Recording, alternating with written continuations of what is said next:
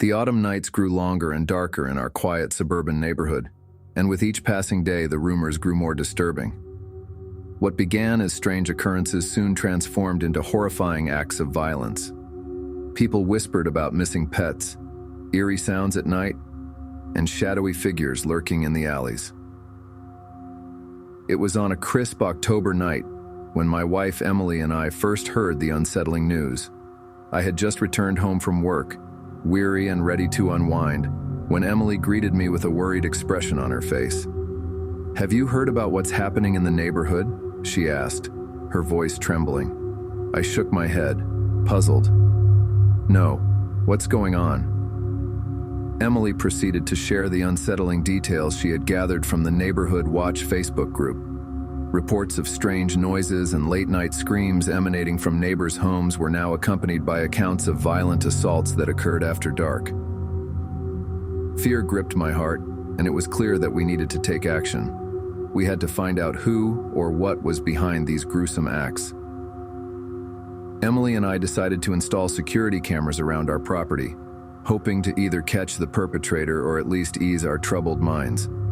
Over the next few days, we worked tirelessly to set up the security system. We placed cameras at the front and back of our house, each equipped with motion sensors and night vision capabilities. In our bedroom, we set up a monitoring station with a laptop to watch the live feed. The first few nights, however, yielded nothing but the soothing sounds of crickets and the rustling of leaves. Then, on the fourth night, something unnerving happened. Emily and I were jolted awake by a loud crash from the backyard. My heart raced as I leaped out of bed and rushed to the window to peer into the darkness. I couldn't see anything unusual, but the motion sensor light had been trigger red, casting an eerie glow over the yard. I scanned the area, but there was no sign of an intruder. Emily clung to my arm, her eyes wide with fear. "Should we call the police?" she whispered. I hesitated, not wanting to jump to conclusions. "Let's check the camera feed first. It might have been an animal." I couldn't see anything unusual, but the motion sensor light had been triggered, casting an eerie glow over the yard. I scanned the area, but there was no sign of an intruder. Emily clung to my arm, her eyes wide with fear. "Should we call the police?" she whispered. I hesitated, not wanting to jump to conclusions. "Let's check the camera feed first. It might have been an animal." We returned to the bedroom and pulled up the live feed on the laptop. What we witnessed sent a shiver down our spines. There, in the dimly lit backyard, stood a figure that looked exactly like me.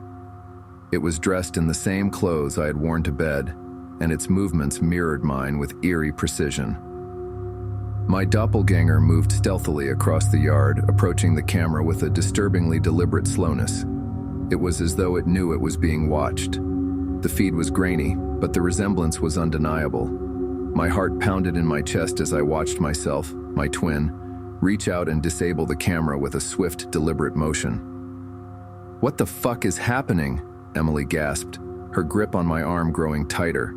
I had no answers, only a growing sense of dread and more questions. We decided to call the police immediately. An officer arrived at our home within minutes, and we played back the footage for him. He watched in stunned silence, clearly at a loss for words.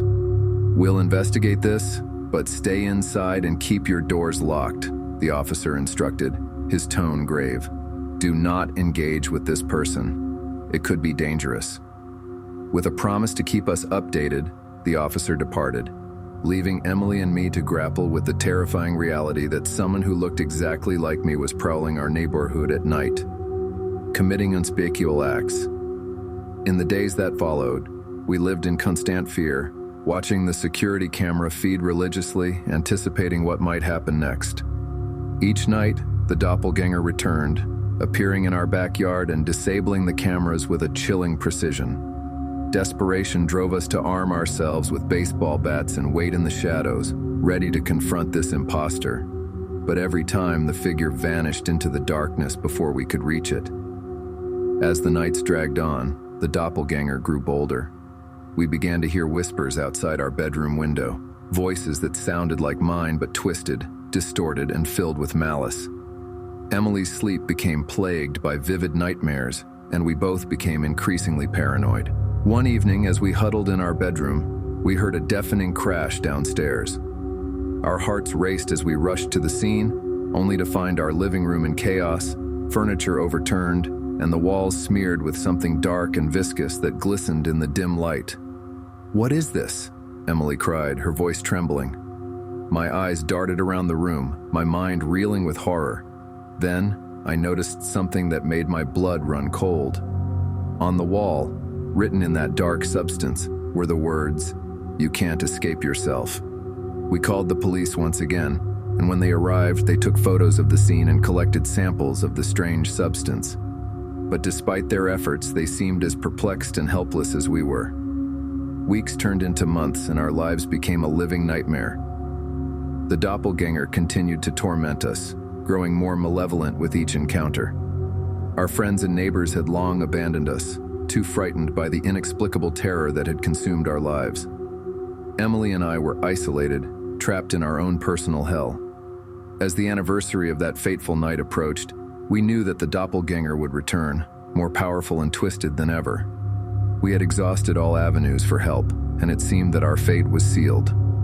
On that dreadful night, as we huddled together in our bedroom, listening to the ominous sounds outside, we realized that we were truly on our own. The doppelganger's malevolent presence loomed over us, a grim reminder that some horrors defy explanation and escape.